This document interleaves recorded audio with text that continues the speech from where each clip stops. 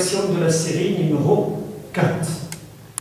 Alors commençons par l'exercice numéro 1. Un four électrique porte les indications de 130 volts, 3680 watts. Question 1. Comment appelle-t-on ces valeurs? Que signifie-t-elle? Question 2. Calculer l'intensité I du courant qui traverse le four lors de son fonctionnement normal.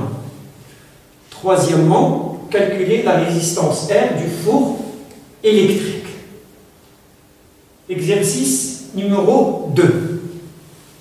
Un fer à repasser porte les indications 120 volts, 10 ampères. Première question, nommer ces indications. Deuxième question, lors du fonctionnement normal du fer à repasser, calculer la puissance P reçue par ce fer à repasser. Troisièmement, calculer la résistance R du fer à repasser.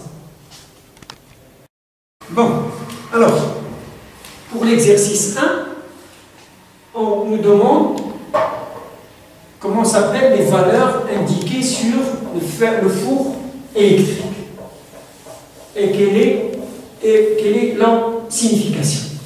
Donc, pour la première valeur, en volts, on a 230 volts, ça s'appelle la tension nominale. Il indique la tension sous laquelle le four fonctionne normalement. La valeur en watts, 3680 watts, est appelée puissance nominale. C'est la puissance reçue par le four lors de son fonctionnement sous sa tension nominale. On vous demande dans la deuxième question de calculer l'intensité I du courant qui traverse le four. Donc on a P est égal à U fois I, d'où I est égal à P sur U. Implication numérique, I est égal à 3680 sur 230, ça va donner 16 ampères. Puis on vous demande de calculer la résistance R du four. Bon, comme vous le savez, le four électrique est un appareil de chauffage. Donc, il joue le rôle d'un conducteur ohmique. Donc, on doit appliquer la loi d'Ohm. On a U est égal à R, I. Donc, R est égal à U sur I. D'où R est égal à 230 sur 16, qui est égal à 14,37 ohms. Bon, pour l'exercice 2, un fer à repasser porte les indications 120 volts, 10 ampères. On vous demande de nommer ces indications. Donc, toujours 120 volts, c'est la tension nominale. 10 ampères, c'est l'intensité nominale. Donc, comme j'ai dit au cours, attention, on n'écrit pas tension électrique. Donc, il y a un nom spécial, c'est la tension nominale, intensité nominale, puissance nominale. Ce sont des caractéristiques nominales de l'instrument. En deuxième question, on vous demande de calculer la puissance P qui est reçue par le fer à repasser. Donc, on a P est égal à U fois I. Donc, P est égal à 120 fois 10 est égal à 1200 watts. En troisième question, on vous demande de calculer la résistance R du fer à repasser. Donc, le fer à repasser est un appareil de chauffage. Donc, on doit lui appliquer la loi d'Ohm. Alors, on a U est égal à RI. D'où R est égal à 120 sur 10 est égal à 12 ohms. Bon, maintenant, on passe à l'exercice numéro 3. Dans cet exercice, on alimente deux lampes L1 et L2 en dérivation, c'est-à-dire en parallèle, comme vous le voyez sur le schéma, par un générateur de 6 volts. Sur le kilo de la lampe L1, on peut lire les indications 6 volts, 6 watts. Alors que sur le kilo de la lampe L2, on lit les indications 6 volts, 2 watts. Alors, en première question, nommez les indications portées par la lampe N1. Dans la deuxième question, laquelle de ces deux lampes brille le plus? Justifiez votre réponse. Deuxièmement, calculez l'intensité I1 du courant qui traverse la lampe N1. Troisièmement, calculez l'intensité I2 du courant qui traverse la lampe N2 et en déduire l'intensité I du courant fourni par le générateur. Bon, pour l'exercice 3, on a deux lampes qui sont montées en dérivation, en parallèle dans un circuit simple. Alors, la lampe L1, comme on a dit, il porte 6 volts, 6 watts. La lampe L2 porte les indications 6 volts, 2 watts. Alors, on vous demande en première question le nom des indications portées sur la lampe L1. Donc, 6 volts, c'est la tension nominale. 6 watts, c'est la puissance nominale. Alors, on vous demande dans la question 1-2, laquelle des deux lampes brille le plus. Bon, comme vous le savez, alors, lors de montage en dérivation, on a la tension du générateur est égale à la tension au bord de la lampe L1 est égale à la tension au bord de la lampe L2. Donc, alors les deux lampes travaillent en fonction normale puisqu'ils sont soumis à leur tension nominale. Alors, pour savoir laquelle brille le plus, on doit voir quelle est la plus puissante, c'est-à-dire quelle est la lampe qui a la plus grande valeur pour la puissance.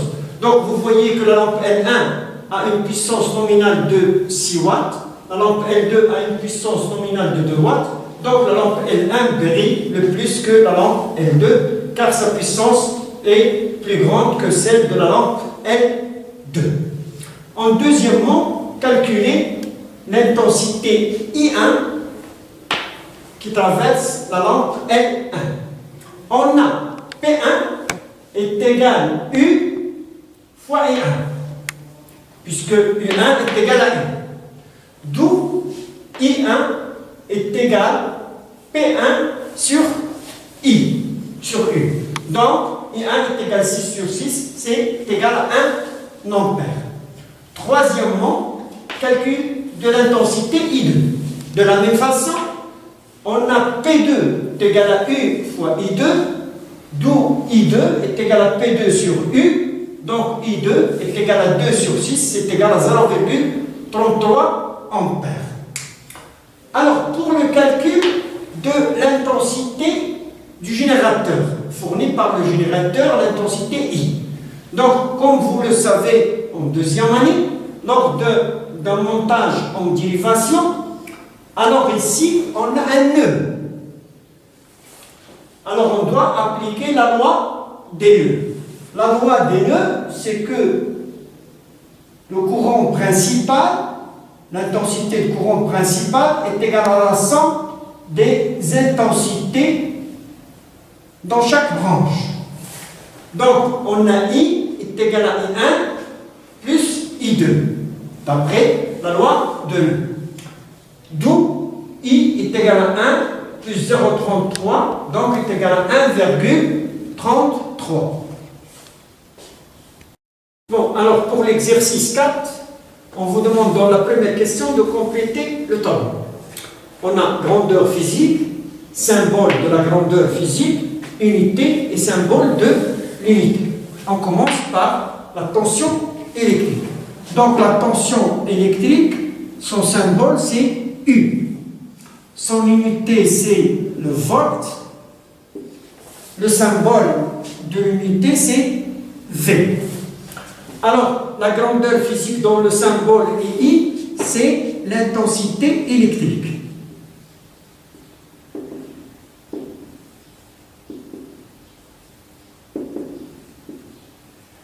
Alors que son unité, c'est l'ampère.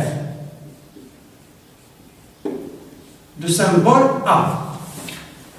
La grandeur physique dans l'unité et le watt, c'est la puissance électrique.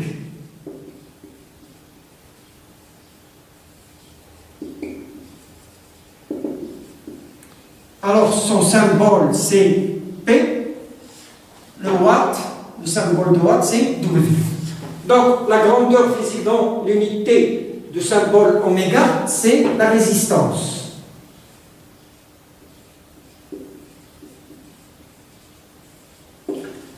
Alors, R, et l'unité, c'est l'ohm. Question de choisir la bonne réponse. L'expression de la puissance électrique est, donc on a vu, P égale U fois I. Alors, l'expression de la puissance d'un appareil de chauffage est, donc on a P est égal à R fois I carré. La dernière question, une lampe porte 6 volts 1,8 watts. En fonction normale, on vous demande quelle est l'intensité du courant qui la traverse. Donc, d'après la loi d'Ohm,